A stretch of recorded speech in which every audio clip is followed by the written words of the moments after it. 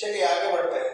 अभी हमने एलिगेशन का रूल समझ लिया है, अभी मिक्सचर एंड एलिगेशन के क्वेश्चन किस तरीके से ड्राफ्ट होते हैं उसको समझते हैं।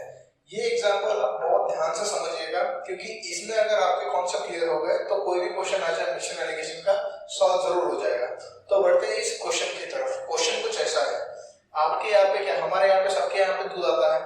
हमारा जो दूध वाला होता है उसकी गैया अगर एक दिन में कुछ अमाउंट का दूध दे रही है जितना फुलफिल नहीं हो रहा है उसके कस्टमर को प्रोवाइड करने के लिए, तो दूध वाला क्या करेगा, उसमें कुछ ना कुछ अमाउंट में वाटर मिक्स करेगा। इसी एक बेसिक एग्जांपल के बेसिस पे मैंने ये क्वेश्चन ड्राफ्ट किया है। समझिए क्या बोल रहा है कि एक दिन में दूध वाले को 15 लीटर दूध डिस्ट्रीब्यूट करना है, ठीक, पर उसके गैया ने हमेशा 15 लीटर दूध देना ये जरूरी तो नहीं होता। तो वो ऐसे में क्या करेगा, कुछ ना कुछ अमाउंट में वाटर मिक्स करेगा जितना दूध निकाला उसमें। तो एक बार उसने क्या किया, रेशियो मेंटेन किया 8:2 का। इसका मतलब ये नहीं होता है कि 8 लीटर दूध निकाला और 2 लीटर उसमें पानी डाला, नहीं, मात्रा कुछ ऐसा सेट किया वाटर और मिल्क का कि मिल्क 8 कंटेंट है और वाटर 2 कंटेंट है, सच दैट इन दोनों का एडिशन उस x वैल्यू से मल्टीप्लाई करने के बाद आता है 15 लीटर। क्लियर? अब ऐसा दूध वो आपके घर पे लेकर आया, आपके घर पे उसने 3 लीटर का डिस्ट्रीब्यूशन किया। बात यह है कि ये जो हमारे घर पे 3 लीटर का दूध दिया, क्या इसमें से ये रेशियो कम होने वाला है? नहीं, यहाँ पे उसी रेशियो में हमारे घर पे दूध आया है। कितना है? 8:2। तो मतलब इस 3 लीटर के दूध में जो आपके घर पे आया है 8 हिस्से किसके? दूध के, और 2 हिस्से हैं किसके? पानी के। अब यहाँ पे आता है क्वेश्चन। एप्टीट्यूड का क्वेश्चन कैसे ड्राफ्ट होगा? Calculate the quantity of pure milk present in 3 litres of mixture. तो कैसे निकालें? बात ये है, तो देखिए यहाँ पे हमारा रेशियो कितना गिवन है? 8:2 का। तो इन दोनों रेशियो को अलग अलग लिखो, 8:2, दोनों का एडिशन करेंगे तो कितना आएगा? 10, बराबर। आपके घर में कितना लीटर आया इसमें का? 3 लीटर, ठीक। अब हम इसको अगर सिंप्लीफाई कर देंगे तो हमको पता चल जाएगा कि हमारे इस 3 लीटर के दूध में असल में दूध कितना है और पानी कितना है। तो वो कैसे निकलेगा? देखिए 8/10 into 3 is to 2/10 into 3। Clear? तो यहाँ पे अगर सिंप्लीफाई करेंगे तो आंसर कितना आएगा? 0.8 into 3, ये आता है 2.4 is to 0.2 into 3 0.6। अब ये जो रेशियो आया है ये रेशियो और कुछ नहीं, अमाउंट ऑफ लीटर्स है। मतलब आपके घर में जो 3 लीटर दूध उस दूध वाले ने दिया उसमें मिलावट के बाद पता चला कि 0.6 लीटर जो था वो पानी था और 2.4 लीटर जो था वो दूध था। ऐसा वो 3 लीटर का मिक्सचर आपके घर पे आया है। ये हो गया पार्ट 1। पार्ट 2 में अब 3 लीटर तो आपके घर पे आ गया, वो शुरू में कितना लेकर गया था? 15 लीटर। तो बचा कितना उसके पास? 12 लीटर। करेक्ट? पर उसको बाद में रियलाइज हुआ कि ये जो 15 लीटर का दूध है ये उसको कम पड़ रहा है, क्योंकि नंबर ऑफ कस्टमर बड़े हुए थे जो उसको ध्यान में नहीं था। तो वो क्या करेगा, इस मिक्सचर में सिर्फ दूध ऐड करेगा। कितना लीटर? मान लो 3 लीटर, ठीक है। अगर उसमें ये जो मिक्सचर उसके पास बचा हुआ था 12 लीटर का, उसमें उसने 3 लीटर का सिर्फ दूध ऐड किया, पानी नहीं। तो रेशियो नया जो बना वो बना कितना? 10:2 का। क्लियर? बात ऐसी है कि इस रेशियो को वो चेंज किया है, ना कि अमाउंट ऑफ वाटर। कैसे हुआ ये सब? उसके पास जो मिक्सचर बचा हुआ था 12 लीटर का, उसमें 8:2 का अमाउंट अवेलेबल था।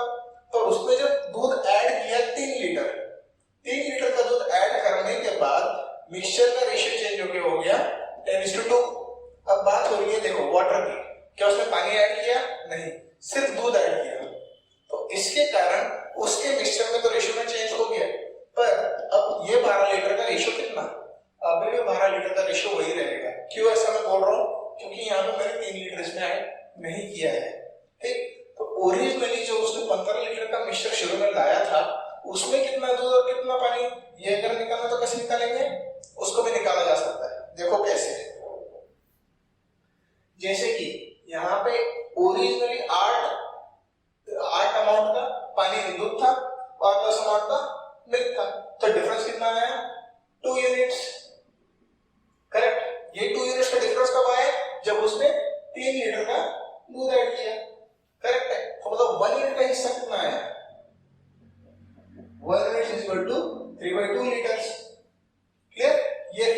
यूनिट की वैल्यू। बात अभी हमको करना है कि इस 15 लीटर में ओरिजिनली कितना दूध था और कितना पानी था वो निकालना। तो कैसे निकालेंगे, जब 1 यूनिट का वैल्यू इतना है तो मल्टीप्लाई कर दो। यहाँ पे मिल्क का क्वांटिटी कितना था, 8 units. 8 unit is equal to, अब कैसे, ये हम बात कर रहे हैं मिल्क की।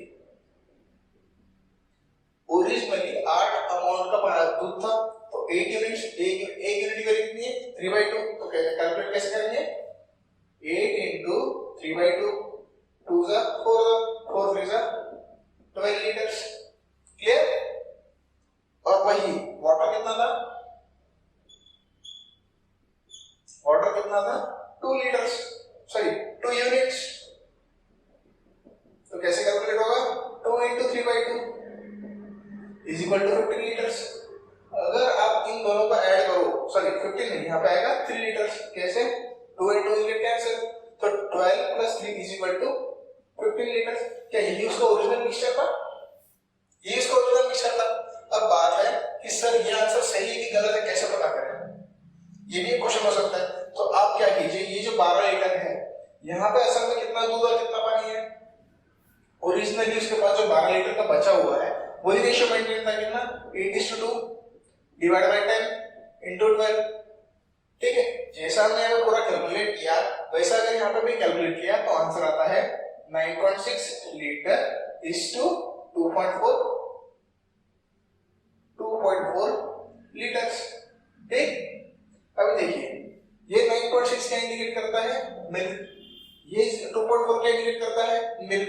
ओरिजिनली 9.6 प्लस 2.4, ठीक, कितना आता है, ये आता है कितना, 12। वही हमारे यहाँ पे कैलकुलेट हुआ, करेक्ट। अब वाटर, वाटर का कितना है यहाँ पे 2.4 और यहाँ पे 0.6, कितना है 3 लीटर्स। कहने का मतलब ये है कि अगर आपको कंफर्म करना है कि ये जो हमने अटेम्प्ट किया है amount of water, amount of milk निकालने के लिए, वो इस प्रोसीजर से भी निकाला जा सकता है या इस प्रोसीजर से भी निकाला जा सकता है। इस सेगमेंट को आप बार बार देखिए, आपका डेफिनेटली जितना भी क्वेश्चन होगा आगे के बन जाएंगे। ठीक है,